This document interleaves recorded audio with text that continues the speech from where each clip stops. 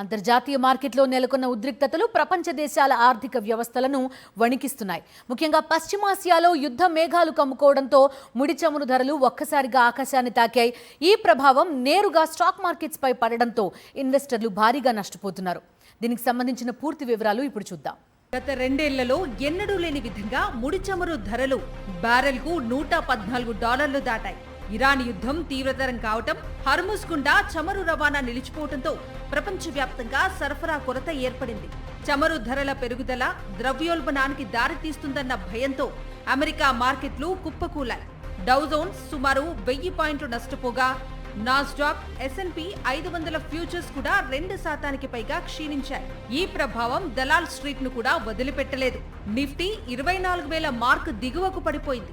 ఒక్కరోజే ఇన్వెస్టర్ల సంపద దాదాపు 12 లక్షల కోట్ల రూపాయలు ఆవిరైపోయింది.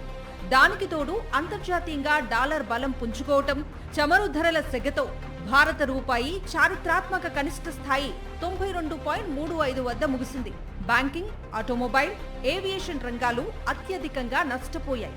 అయితే ముడి చమురు ధరల పెరుగుదల వల్ల రిలయన్స్, ONGC వంటి ఎనర్జీ స్టాక్స్ లో కొంత కదలిక కనిపిస్తోంది. యుద్ధం ఇలానే కొనసాగితే చమురు ధరలు బ్యారెల్కు $150 వరకు చేరొచ్చని నిపుణులు హెచ్చరిస్తున్నారు. అదే జరిగితే ప్రపంచ దేశాల్లో ధరల భారం మరింత పెరిగే అవకాశం ఉంది.